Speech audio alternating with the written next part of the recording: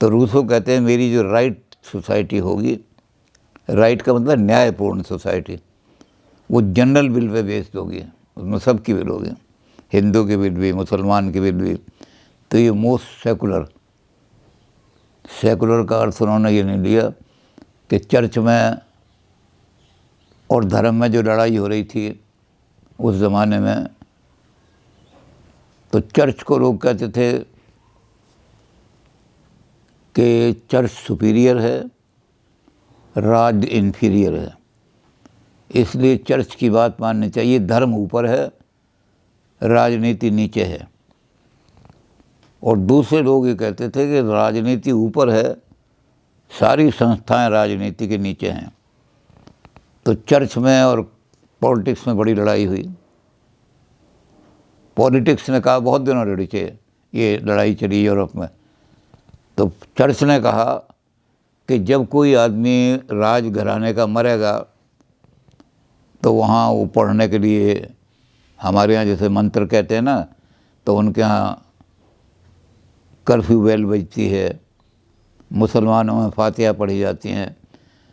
तो कोई भी आदमी धार्मिक जो चर्च का आदमी है, ना तो वहाँ मंत्र पढ़ने जाएगा और ना वहाँ कर्फ्यू बेल नहीं बजाएगा कि मृत्यु की, तो उसकी डेड बॉडी को किसी चर्च में या ईसाइयों के कब्रिस्तान में नहीं दबाया जाएगा, वो वहीं पड़े पड़े सड़ जाएगी। तो राजघराने का बिल्कुल बाइकाट कर दिया चर्च ने। राजघराने ने कहा कि चर्च का कोई मार लूट ना आएगा, चर्च को कोई तोड़ेगा, पादरी को कोई मारेगा तो राज की पुलिस इसकी रक्षा नहीं करेगी, ये अपने रक्षक रखें, ये अपनी पुलिस रखें। तो एक कंसीलियर मूवमेंट चला, राज को और चर्च को मिला दो इनको ना। और कंसीलियर मूवमेंट में क्या हुआ, give to Caesar what belongs to Caesar and to God what belongs to God. धर्म जो है स्वतंत्र काम करेगा, राज के मामलों में इंटरफियर नहीं करेगा। राज धर्म से कोई आदेश नहीं लेगा, चर्च से कोई आदेश नहीं लेगा, अपने लॉ बनाएगा, अपनी लेजिस्लेटर बनाएगा और वो राज बनेगा। चर्च उसमें बिल्कुल इंटरफियर नहीं करेगा। महात्मा या संत ये जो आएंगे इन्हें करेंगे। लेकिन इसका जो रूसों का जो सेकुलरिज्म है वो इस तरह का सेकुलरिज्म नहीं है। रूसों का ये है कि हम अपनी जनरल विल से, सारे समाज की विल से एक दूसरे ग्रुप की इज्जत करेंगे, इसमें कोई झगड़ा नहीं होगा बल्कि सम्मान होगा। तो रूसों का सेकुलरिज्म भी मॉरल सेकुलरिज्म बना। हम मॉरली समझेंगे कि मैं अगर इंसान हूँ तो दूसरे इंसानों की भी मुझे सेवा करनी चाहिए, रक्षा करनी चाहिए, तो उनके साथ आकर के जुड़ जाएगा। तो general will shall be the will of all, यही सेकुलरिज्म है। जो भी हमारे समाज के अंदर है और मॉरल आदमी हैं जितने भी हैं, अब लेजिस्लेचर भी क्या होगा, लेजिस्लेचर में भी ऐसे ही बनेगा। मेजॉरिटी लेजिस्लेचर जो होता है, मेजॉरिटी वो मेजॉरिटी को देखती है।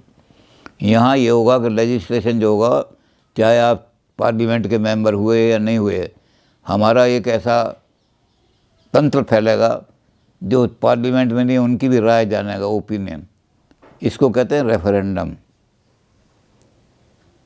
हमने कोई कानून बनाना है तो ये नहीं कि वहाँ पार्लियामेंट में एक पार्टी के आदमी बैठ गए तो उन्हीं की इच्छा से काम होगा। हम क्या करेंगे, जनरल पब्लिक को, डायरेक्ट डेमोक्रेसी, रिप्रेजेंटेटिव डेमोक्रेसी नहीं होगी, डायरेक्ट डेमोक्रेसी होगी। हम एक एक शहर में लोगों को इकट्ठा करेंगे, सारे शहर के लोगों को, चाहे उसमें वो एमएलए हों, चाहे कुछ ना हो या कुछ भी हों, हम सबको इकट्ठा करके वो मसला उनके सामने रखेंगे कि ये लॉ बनाना चाहते हैं।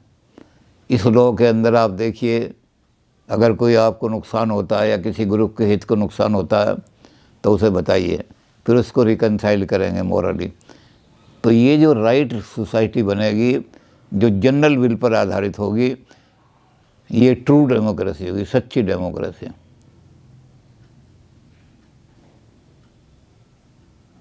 लॉक के की डेमोक्रेसी को, रिप्रेजेंटेटिव को इन्होंने रूसो ने इसी बात पर कंडेम किया है। उन्होंने कहा कि जो आदमी रिप्रेजेंटेटिव होकर के चला जाता है वहाँ पार्लियामेंट में, वो आदमी दिखता तो ये है कि ये अपनी पब्लिक का इनका रिप्रेजेंट कर रहा है, लेकिन उस आदमी के अपने इंटरेस्ट में और जिस सोसाइटी को या जिस ग्रुप को वो रिप्रेजेंट कर रहा है, उस ग्रुप में खुद टक्कर होती है बड़ी। जो आदमी समाज ने चुन करके भेज दिया कि भाई तुम्हें कांग्रेस के टिकट पर चुन करके हम भेजे जाते हैं, अब वहाँ जा कर के बैठ करके वो अपने स्वास्थ्य जब देखेगा तो लोग जो है कि ये क्या कर रहा है, ये क्या बोल रहा है, हमारी कांग्रेस के तो यही सिद्धांत हैं, ये इन सिद्धांतों से अब वो कैसे उसको वापस तो ले नहीं सकते। और ग्रुप रिप्रेजेंट नहीं कर रहा, ग्रुप की भावना और है, उसकी भावना और है। तो रिप्रेजेंटेटिव डेमोक्रेसी राइट सोसाइटी नहीं बना सकती। जनरल विल जब होगी तो राइट सोसाइटी बनेगी। जनरल विल में क्या होगा कि वो आदमी जो है उसकी बात नहीं चलेगी, एमएलए या एमपी की। जो आदमी भी होंगे, चाहे उनको सरकार कह देगी भाई तुम इस काम को करके ले आओ या कोई और कर दे, लेकिन क्या होगा कि वो लोगों के सामने रेफरेंडम के रूप में सबके सामने मसला रखेंगे और उसमें एक छोटे से छोटे आदमी को भी अपनी राय देने का पूरा अधिकार होगा। ये नहीं कि एमएलए और एमपी दें, वहाँ एक झाड़ू लगाने वाला जो है उसको भी अपनी बात कहने का अधिकार होगा कि सर आपने अगर ये नियम रजिस्ट्रेट कर दिया तो इससे हमारे छोटे वर्ग को ये नुकसान हो जाएगा या हमें ये नुकसान हो जाएगा। और फिर वो सबकी राय इकट्ठी कर करके तब लेजिस्लेट करेंगे। उस लेजिस्लेशन में होगा कि लोगों ने मॉरली अपनी बात कही है और हमने उसको मॉरल बेसिस पे इकट्ठा किया है।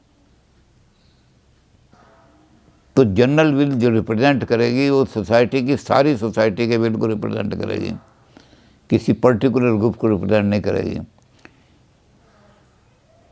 तो इस पर सारी विधियों पर कैसे होगा काम, ये सारा रूसो ने बहुत डिटेल से लिखा है। और ऐसी सोसाइटी में क्या होगा कि वो जो लोगों के टकराव करने वाले इंटरेस्ट हैं कि गरीब का और अमीर का इंटरेस्ट में टकराव हो रहा है, पढ़ा लिखा आदमी अपने आप को बड़ा भारी समझ रहा है, मैं प्रोफेसर हूँ, और एक गरीब आदमी को समझ रहा है, ये सारे इंटरेस्ट धीरे धीरे, क्योंकि आदमी अपनी मोरलिटी को, अपनी फ्रीडम को दमन नहीं होगा, वो अपने फ्रीडम को अपनी इच्छा से सोसाइटी के हित में सरेंडर करेंगे। तो रूसो की सोसाइटी को हम एक स्पिरिचुअली ओरिएंटेड स्टेट कह सकते हैं। राज्य जो होगा वो अध्यात्म पर और नैतिकता पर आधारित होगा।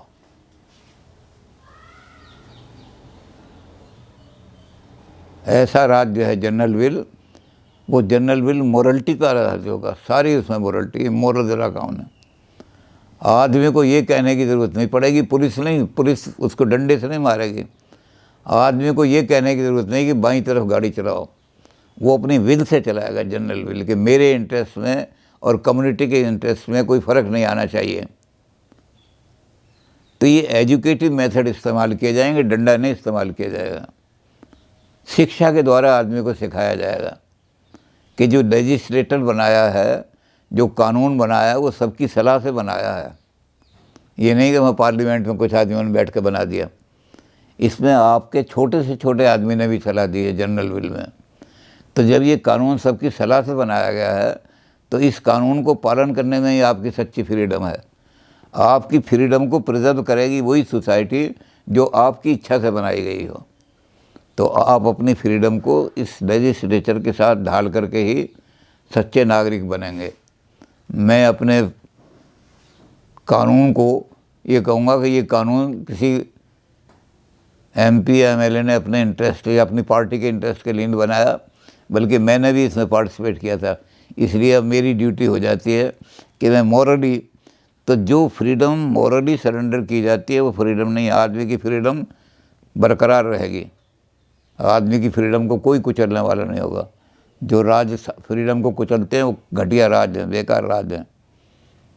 तो इस तरह से रूसो ने एक मॉरल गवर्नमेंट की जनरल विल, जिसमें सारी दुनिया के हित की तरह प्रिजर्व होंगे, बहुजन हिताय बहुजन सुखाय की बात नहीं होगी, बल्कि होगा ऑल, बहुजन ने, सबका, सर्वे भवन्तु सुखिनः। हर एक आदमी के, छोटे से छोटे आदमी के इंटरेस्ट भी सुरक्षित होंगे, उसकी भी फ्रीडम को किसी तरह से हनन नहीं किया जाएगा। वो आदमी अपने आप ही देख करके कि ये कानून जो है इसमें मैंने भी हिस्सा लिया था, तो मैं इस कानून का अपनी इच्छा से पालन करूं। तो आदमी की रियल फ्रीडम जो है वो मोरलिटी को पालन करने में होगी, मोरलिटी को तोड़ने में आदमी की फ्रीडम नहीं होगी, वो आदमी फ्री नहीं है। जो आदमी मोरलिटी तोड़ देगा उसकी भी फ्रीडम ख़त्म हो गई। तो असली फ्रीडम आदमी की प्रिजर्व होगी। Man is free, man is born free. उस फ्रीडम को हम रेस्टोर करने के लिए, और जब हम उनको सबको चेंज कर देंगे इन लोगों को, तो ये सबका एक ऐसी मेंटेलिटी उस राज्य में बनेगी, स्पिरिचुअल मेंटेलिटी बनेगी, मॉरल मेंटेलिटी बनेगी कि आर्टिफिशियल जो इनइक्वलिटीज़ पैदा कर दी गई हैं वो धीरे धीरे समाप्त हो जाएंगी। सब बच्चे टैलेंटेड हो सकते हैं। जो हमारे घर के पीछे झाड़ू लगाने वाली महिला है, उसका बच्चा भी टैलेंटेड हो सकता है। उसके टैलेंट को निखारो, तो क्या पता किसी अमीर के बच्चे से भी ज़्यादा टैलेंटेड निकल आए। तो जब मॉरल बेसिस पे हम सोसाइटी के लेजिस्लेशन को पालन करेंगे और सोसाइटी के नियमों को देखेंगे कि ये मेरी मॉरल ड्यूटी है, मेरी सोसाइटी गवर्नमेंट नहीं है, मेरी सोसाइटी कम्युनिटी है, बिरादरी है, और बिरादरी में ऊंच नीच का सवाल नहीं होता। तो जो जनरल विल पर स्टेट बनेगी वो स्टेट टोटलिटेरियन नहीं होगी, वो स्टेट ह्यूमन फ्रीडम को, क्योंकि सबसे ज़्यादा, वैसे तो दोनों चीज़ें हैं, ये रूसो मानते हैं कि कम्युनिटी का ऑर्डर, सोसाइटी के अंदर लॉ एंड ऑर्डर और ह्यूमन फ्रीडम, उसमें भी वो प्रायोरिटी ह्यूमन फ्रीडम को देते हैं कि मैन इज़ बॉर्न फ्री, इसलिए उसको चेन में मत डालो, किसी बंधन में मत डालो, उसकी फ्रीडम हनन मत करो। स्टेट फ्रीडम को प्रिजर्व करेगी, आदमी की फ्रीडम की रक्षा करेगी। और वो फ्रीडम को कौन हनन करेगा? वो फ्रीडम का हनन, जैसे मिल ने कहा है कि फ्रीडम का हनन स्टेट नहीं करेगी, दूसरा कोई आदमी करेगा, इंडिविजुअल, जो चालाक होगा, चतुर होगा या बदमाश होगा, अंदर से और ऊपर से दिखाएगा मैं बड़ा, वो उसकी फ्रीडम का हनन करेगा। तो जो मिल वाली बात है वो यही ला रहे हैं। मिल ने भी यही कहा, लिबर्टी सबसे ज़्यादा, हर आदमी को अपनी बात कहने का अधिकार है। और मिल ने उसके बारे में जो आर्गूमेंट दिया है वो भी यही है कि जब गैलीलियो ने कहा कि पृथ्वी जो है वो गोल है, तो लोगों ने कहा ये बेवकूफ़ है, पागल हो गया, इसका दिमाग ख़राब हो गया है। इसके हाथ में जो है आला दूरबीन, वो शैतान ने इसके हाथ में दिया है, रिलीजन को, धर्म को नाश करने के लिए आला दिया है, इसको मार दो। लेकिन हुआ क्या? गैलीलियो जीत गया, साइंस आज इतने विज्ञान हो गई। जिस समय जापान पर एटम बम गिराए गए तो लोगों ने कहा Galileo you have one, you have taken the revenge that, हमने तुम्हारी बात को इग्नोर किया चर्च ने, आज तुमने उसका बदला ले लिया है। तो मिल जो कहते हैं कि कोई आदमी बड़ी मूर्खता की बात भी कह रहा है, आपको लग रहा है कि बिल्कुल उसको भी कहने का अधिकार है अपनी बात। अगर वो सोसाइटी समझेगी यूजलेस है तो वो चीज़ उसकी बम मर जाएगी, और अगर सोसाइटी कर भी देगी तो बाद में वही चीज़ तुम्हारे ऊपर लागू हो जाएगी जिसको तुम कंडेम कर रहे हो, जिसका आज तो तुम उसे मार रहे हो फांसी पे चढ़ा के, कल सारी दुनिया गैलीलियो को ही मानेगी। तो इसलिए हर एक आदमी, तो रूसो भी यही कहते हैं, रूसो कहते हैं कि आदमी की फ्रीडम जो है वो ज़्यादा इम्पोर्टेंट है, स्टेट का लॉ एंड ऑर्डर इम्पोर्टेंट है। लेकिन इस फ्रीडम को कौन तोड़ेगा? स्टेट नहीं तोड़ेगी। किसी आदमी को पुलिस नहीं पीटेगी जाकर कि तूने ये बात क्यों कही, बल्कि दूसरा आदमी उसकी फ्रीडम को, जैसे मिल ने कहा था, मिल की किताब पढ़ करके एक आदमी जो थे वो छड़ी घुमाते हुए चल दिए, घुमा रहे हैं छड़ी, तो एक आदमी की नाक में जाके लग गई वो छड़ी।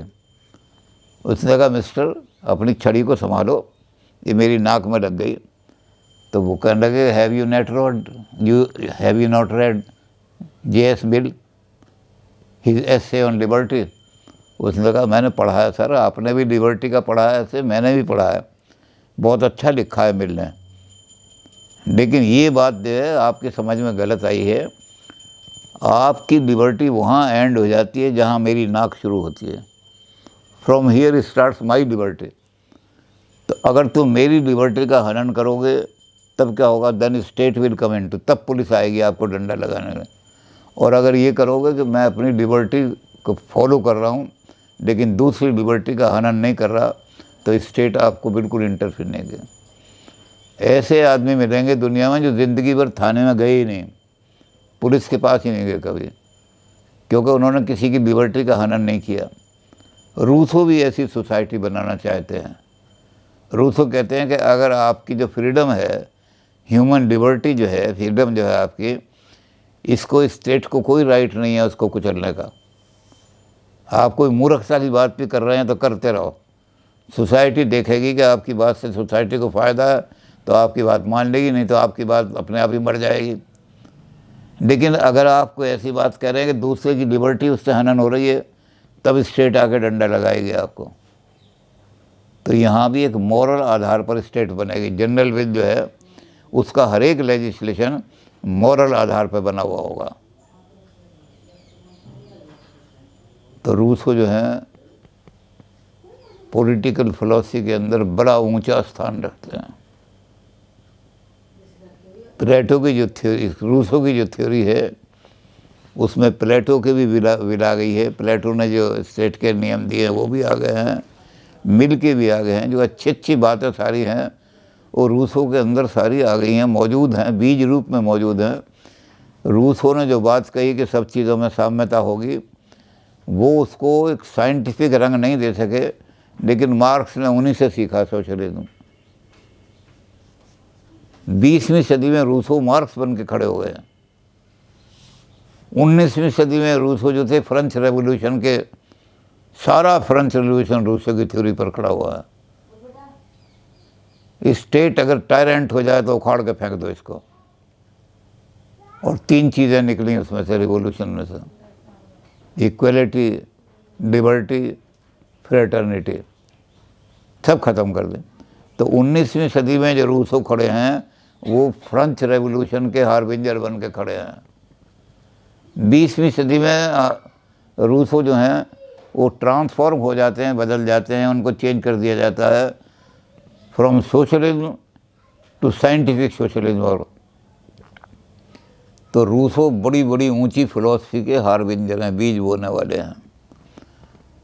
उनकी फिलॉसफी बहुत ऊंची है और चूँकि हर एज में उनको हर अलग अलग तरीके से इंटरप्रेट किया गया है, इसलिए हम उनकी फिलॉसफी को यूनिवर्सली, आज भी रूसो ज़िंदा है, उनकी फ़िलॉसफी को हर एज में इस बात पर कि ह्यूमन लिबर्टी जो है वो सबसे सुपीरियर है। जो स्टेट ह्यूमन लिबर्टी की ज़्यादा कदर करेगी, मनुष्य को ज़्यादा आज़ादी देगी, वो आइडियल स्टेट होगी, राइट स्टेट। जो आदमी आर्टिफिशियल इनइक्वालिटी को ख़त्म कर देगी बिल्कुल, वो राइट स्टेट होगी। फिज़िकल लिबर्टी तो इन्होंने, रूसो ने खुद ही कहा था कि फिज़िकल लिबर्टीज़ को हम कर नहीं सकते। भाई प्रकृति ने एक आदमी को छोटा पैदा किया, एक को बड़ा किया पैदा, एक को मोटा किया, ये हम नहीं चेंज कर सकते, लेकिन आर्टिफिशियल इनइक्वालिटीज़ को चेंज कर सकते हैं। तो रूसो कहते हैं कि जो स्टेट इन आर्टिफिशियल, इन्होंने कई चीज़ें बताई ना, डोमिनेंस, ताकत के आधार पर, संपत्ति के आधार पर, दौलत के आधार पर, टैलेंट के आधार पर, इस तरह से लोगों ने इनइक्वालिटीज़ क्रिएट कर ली हैं। ये राइट सोसाइटी जब बनेगी उसमें उस अमीर आदमी की बात नहीं सुनी जाएगी, उस छोटे गरीब आदमी की सुनी जाएगी। और इसलिए जो लेजिस्लेचर बनेगा वो होगा जो सबकी हैप्पीनेस को देखेगा। इन्होंने बेंथम वगैरह ने तो ये कहा, maximum happiness of maximum number. यहाँ मैक्सिमम की बात नहीं होगी, मैक्सिमाइज की बात, all happiness of all persons. तो एक बहुत ऊंची मॉरल सोसाइटी, उस सोसाइटी का आधार मॉरल होगा, पॉलिटिकल नहीं होगा, डंडा नहीं होगा। और चूँकि आदमी जो है अपनी सिक्योरिटी के लिए, अपनी लाइफ को सरवाइव करने के लिए ग्रुप बनाता है, इसलिए आदमी को पॉलिटिक्स में आना ही पड़ेगा। वो पॉलिटिक्स में आकर के देखेगा कि मेरे इंटरेस्ट जो हैं इन औरों के इंटरेस्ट से टकरा रहे हैं, तो आइडियल स्टेट में उनको रिकनसाइल करने की कोशिश की जाएगी, टकराव नहीं रहेगा। सेल्फ इंटरेस्ट बिल्कुल ख़त्म हो जाएंगे, कम्युनिटी के इंटरेस्ट रहेंगे। सारी कम्युनिटी को जिससे फ़ायदा होता है उसी में मेरा फ़ायदा है और उसी में मेरा सर्वाइवल भी है। जिस दिन मुझे ज़रा सी भी तकलीफ़ होगी सारी कम्युनिटी मेरे लिए आ जाएगी। तो रूसो की थ्योरी एक बहुत हाई मॉरल थ्योरी है।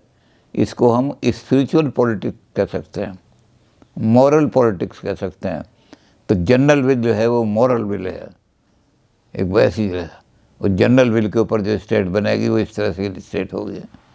तो रूसो को हम बहुत ऊंचे 17वीं शताब्दी के बाद हर एज में रूसो की इंटरप्रिटेशन होती रही है और हर एज में वो रिलेवेंट दिखाई देते रहे हैं।